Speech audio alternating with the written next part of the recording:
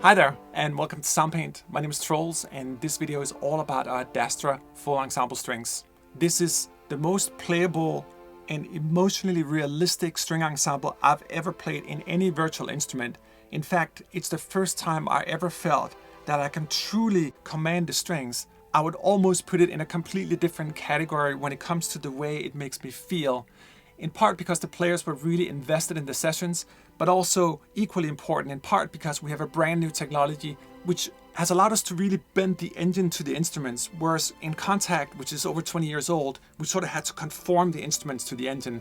This engine here is tweaked for really elegant string writing and behaving like we want strings to behave. It almost feels like I'm touching the violin. I know that sounds strange, but that's how it makes me feel.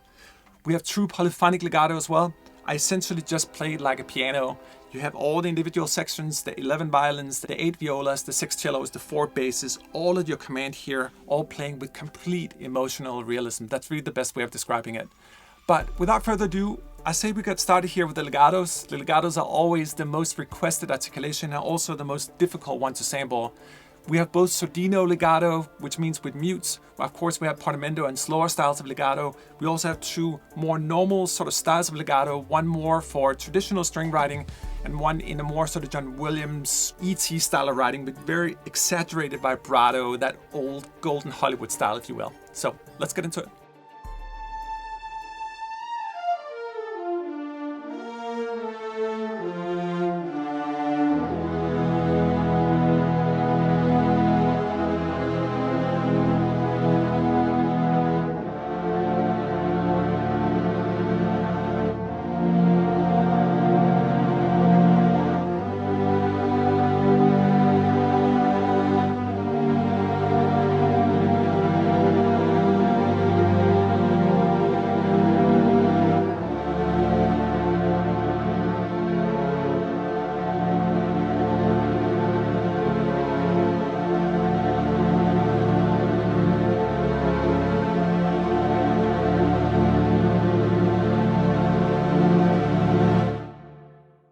I don't know why, but when I hold down the note,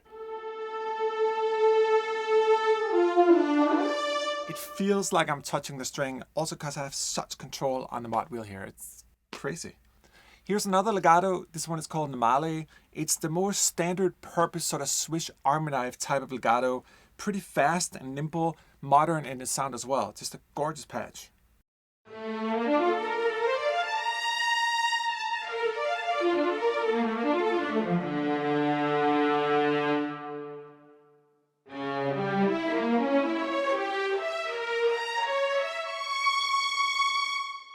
You may notice that I'm playing it monophonically.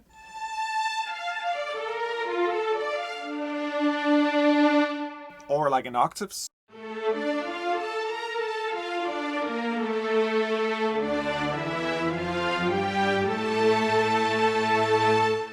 Or in wild polyphony.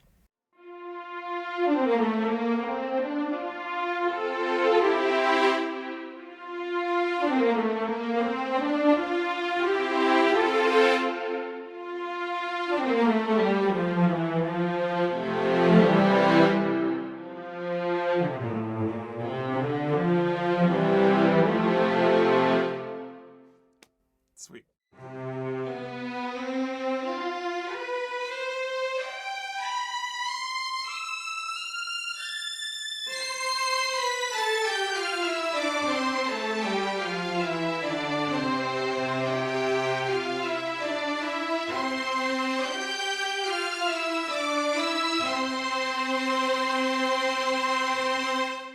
It's a wild sound. It really has that exaggerated vibrato. In more modern styles, which we have in the library, for example with our Normale articulations, the vibrato is even, it's symmetrical in a modern sense, but in the old school Hollywood tradition, you have slurred vibrato, exaggerated or multi-vibrato, where the vibrato is sort of overlaying each other from the player, so they're not going in one movement, it's all asymmetrical, which gives this super vibrant, slightly detuned sound. It can sound a little bit strange on its own, but if you match it against E.T., you'll notice that it's exactly the same sound, that sort of super Williams shine on the very top of the strings, that lushness.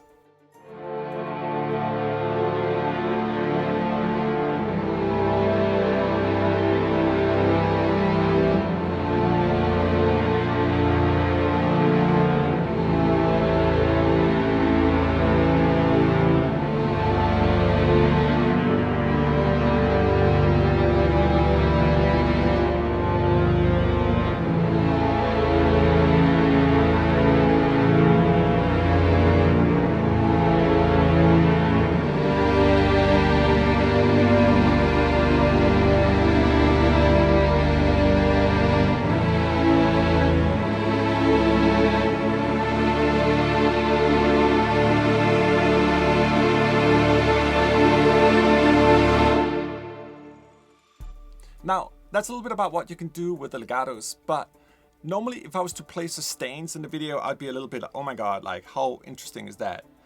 In Soundpaint, I actually use them more than the legatos because it's completely fresh what's going on. I have 127 different velocity layers of control on my mod wheel. So imagine all the smooth dynamics the strings go through as they play. We can now control that here. The best way to exemplify that is to play a sustain patch here, going from non-vibrato into vibrato, and just see, and I'll play it very slowly, how dynamic just one note can be. This is what I'm talking about when we're expanding the dynamic range in Soundpaint. We're doing things that we simply have not been able to do before.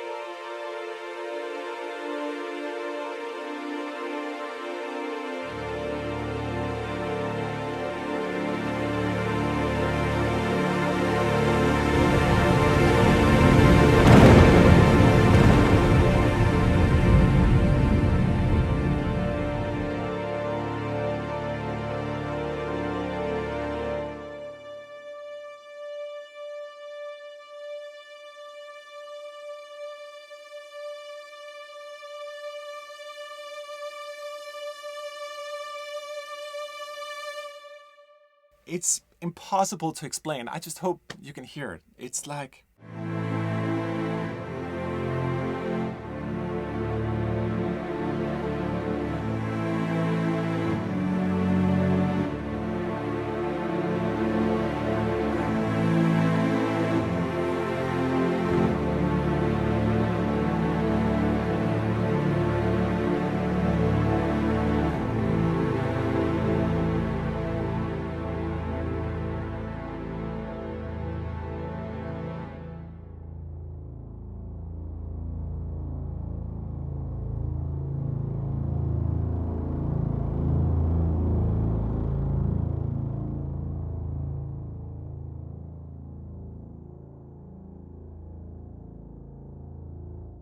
One of the best ways to get a really silky sound with strings is to record them with mutes.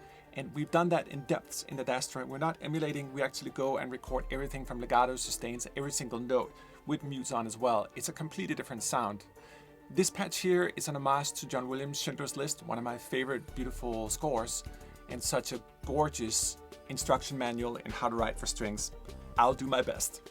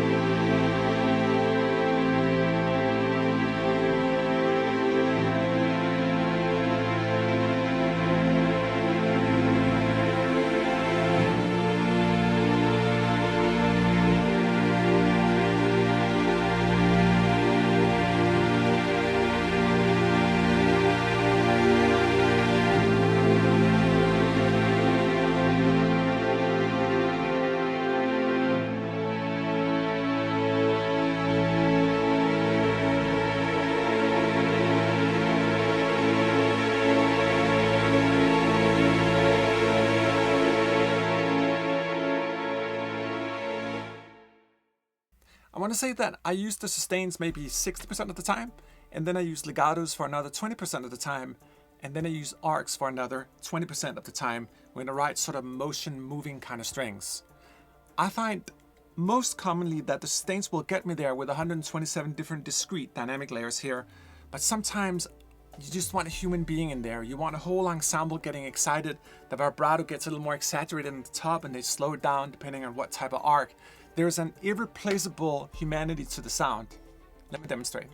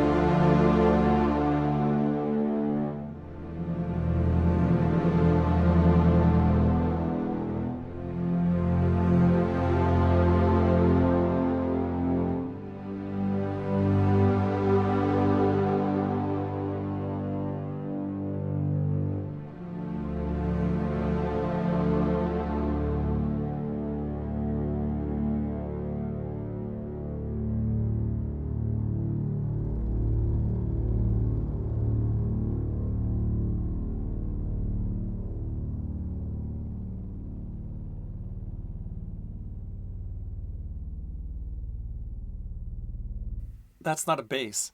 That low note is Soundpaint playing the basses even further down than their natural register.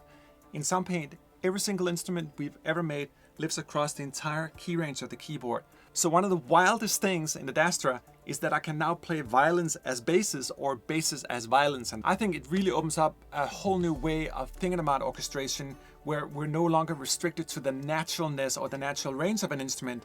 We can do whatever we want. And how much beauty down in those basses, like subwoofer basses. Imagine how giant that would have to be. So sweet.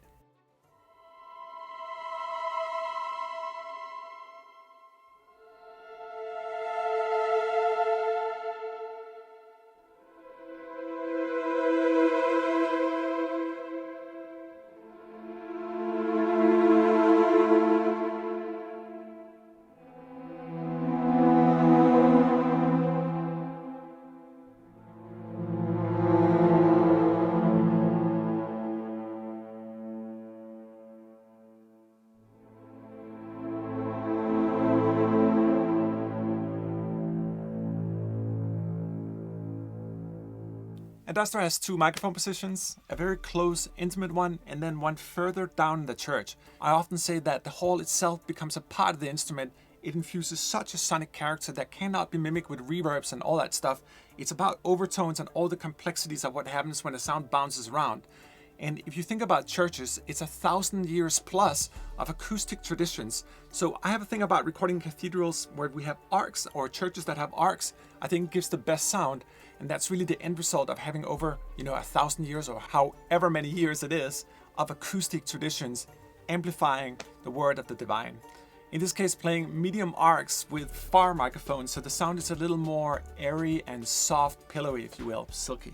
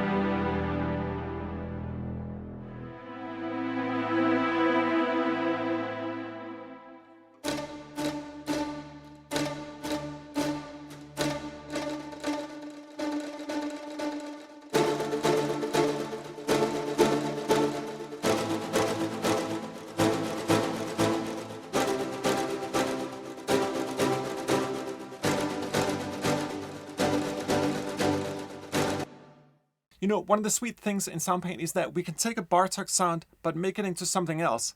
If you notice here, I'm using the offset button here and moving detail, so I'm cutting into the Bartok, so it's not as loose.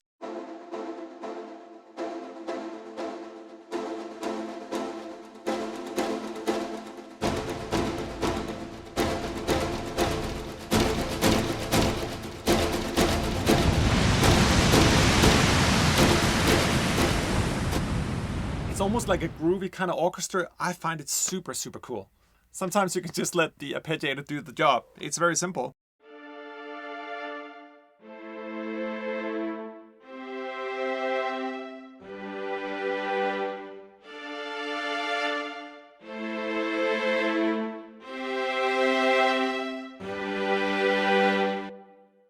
You can hear the player in the very, very note here. This is the whole group playing. We have both violins, violas, cellos, and basses, but a little bit of a swoop on the end. Classic sort of sampling is a lot about sort of static dynamics. Everything in Adastra is about the opposite. So even with a Marcato note, you just get a little bit extra, like, you can hear a little bit of an arc in the end. It just makes it better sounding.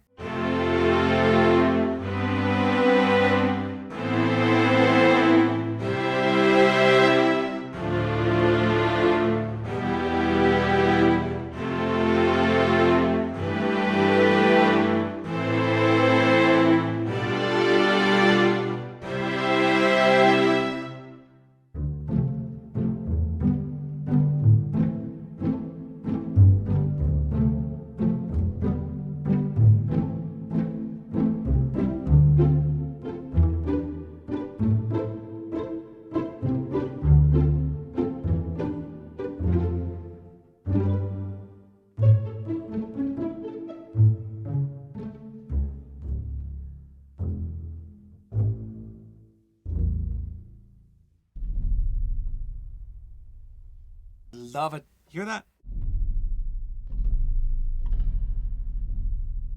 When I'm playing it so low here, can we just appreciate the whole for just a second?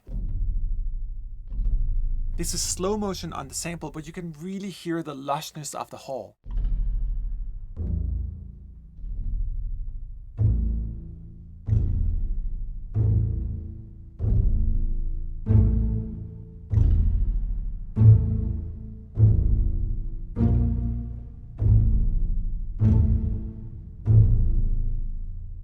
Now, I'm a little bit of a short note aficionado. I don't think staccato and spiccato sort of cuts it. There are many, many different ways of playing short notes. So in Adastra, for example, we have spiccato notes played with Con Sordino or with mutes. We have other that are played in more regular fashion. We have other that are tapped. We have some that are very feathered or bouncing in their bow. That's the one I want to demonstrate here. And this is probably one of the articulations I've been looking forward to the most to just demonstrate to you guys. The first time I played it, I was like, oh my God. To use an arpeggiator with a full strength section is just a hell lot of fun. So let me show you.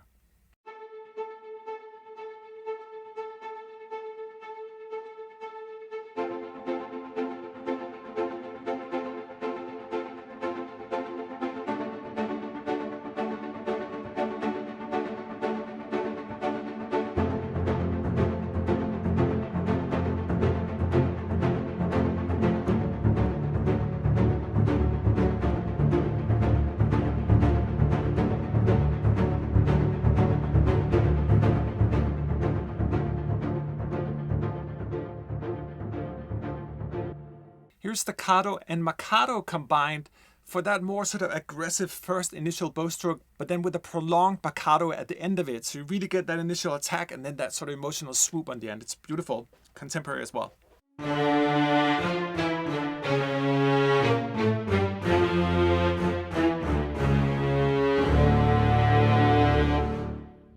We have multiple types of spiccatos, but if you want a little more pronounced sort of attack, use the staccatos.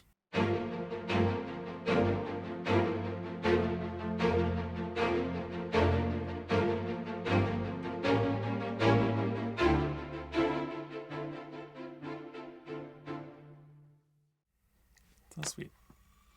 In this last segment of the video, I just want to demonstrate what you can do with the Adastra string ensemble in a more sort of abstract form. We have two different categories of sound when it comes to the more experimental stuff. We have stuff I call hybrid marked by HYB inside of the library. These are more sort of trailer-esque, typical like scoring style of effects, if you will, but also hybrids. They can be like Spiccato synthesizer. And then we have traditional effects, which is more about like aleatoric string effects. And just a little disclaimer, if you're ever looking for aleatoric string effects, we have a library called the Aleatoric String Orchestra inside of Soundpaint, which is the largest collection ever done of orchestral string effects. Between the brass and the woodwinds and the strings, which we have in Soundpaint, it was over 66,000 different orchestral effects used in Interstellar and thousands of other scores. Really a great library. But as you're about to see, because Soundpaint is a completely modular engine, there's so much we can do inside of it just in terms of taking a string ensemble and then sort of bending it. So let me show you this little program I made here called Star Shower. So kind of imagine like a summer lake at night with all the stars emitting into it and then sort of just letting time pass by, and all of a sudden you see this cascade of stars. I hope you'll see what I mean.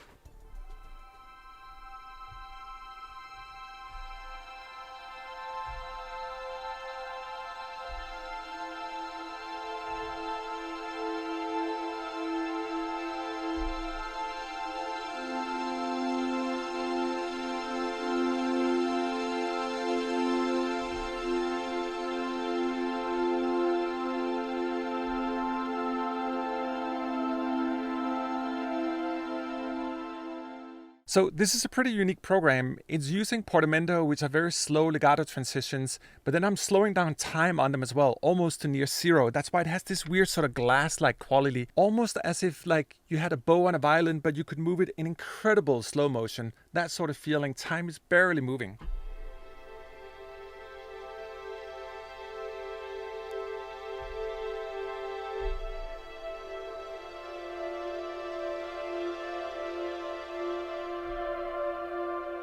Let me show you just another one here. Let's take this Pizzicato Brush. This is another hybrid program where I can sort of play the pizzicatos in a more stiff synthetic fashion hybrid, and then I can, on the mod wheel, sort of slowly make them into normal pizzicatos. You'll see what I mean. Let's start here with the sort of chopped version and then slowly graduate into like normal pizzicatos.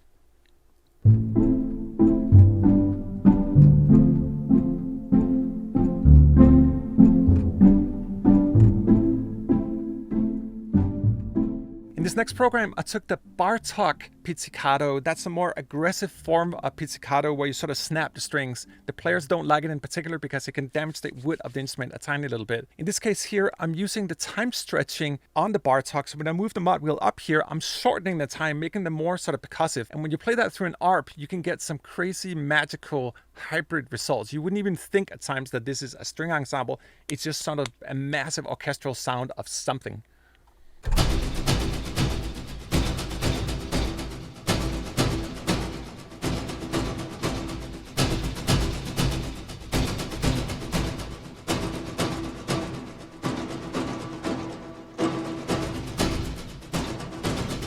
So it's a Bartok down here, but as I gradually move the mod wheel, the time gets shortened. If you look here on the rack, you'll notice here when I move it here that the time gets pushed up like ×2. So the Bartok gets shorter, but without affecting the pitch.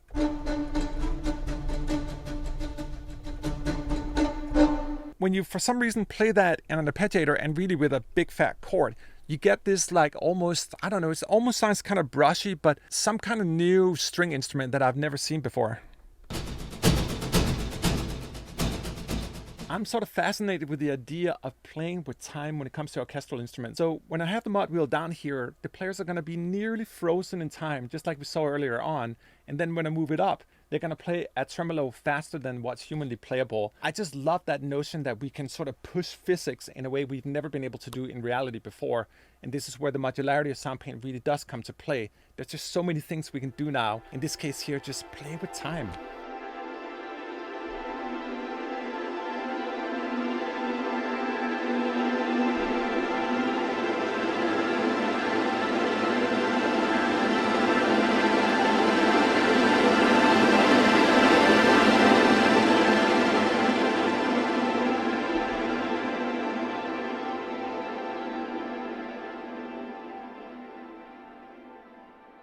Here's another tremolo effect. This one is more on the scary side, using all these different micro pitches here, but going in different direction when I move the mod wheel here. So you're gonna get this sort of beautiful stable effect in the beginning, and then everything is sort of gonna start falling apart, really creating tension.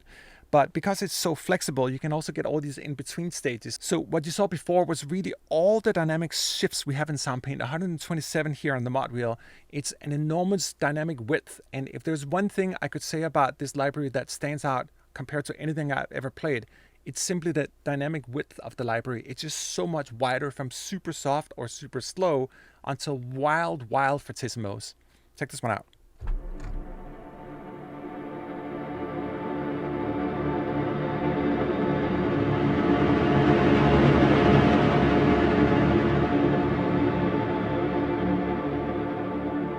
The basses are a little more forgiving. Check it up here.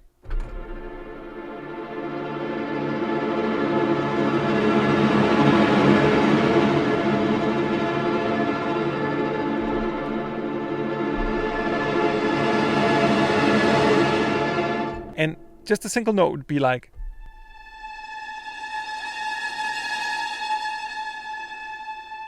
it's still 4 different string ensembles going in different directions. But you can really control what degree. Just a little bit. Just a little more. A little more grit. A little more, and then really. That's what I mean with the control here. 127 is a lot different than our usual sort of 3-4 options we have. I made another patch here that's called the Doppler. Out here in Santa Monica, I could hear the fire trucks go by, and they go like dee dee dee dee. Well, first I heard the ambulance. That's actually what began. And then I realized, oh my god, I can do ambulance and fire truck in the same patch here. Okay, it's like an ambulance.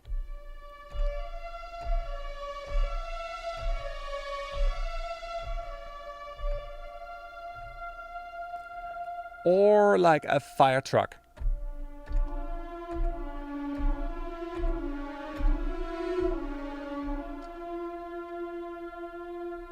Is it orchestral? Is it something alien-like? I don't think I've ever heard this sound here.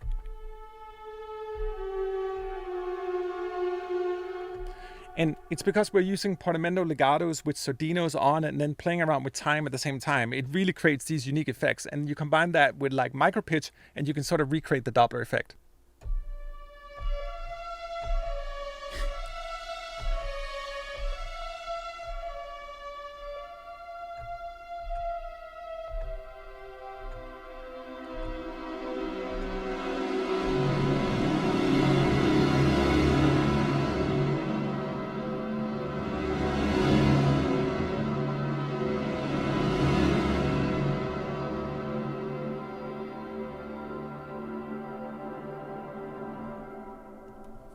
The holy grail of sampling is to capture the emotion and the soul of an instrument, a performer, a sound, whatever it is.